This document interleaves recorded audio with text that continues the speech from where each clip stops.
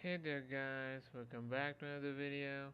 Today I'll be showing you how to add a gradient text effect to your text on Canva.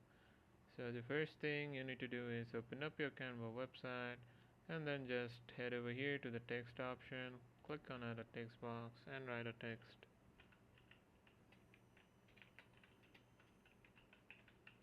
So after you write your text, just click on the text and you will see the option for effects here. So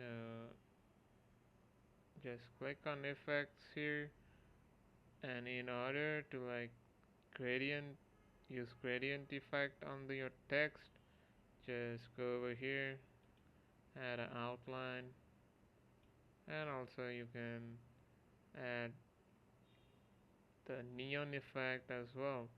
So that's how you can gradient your text on Canva. So thanks for watching, take care.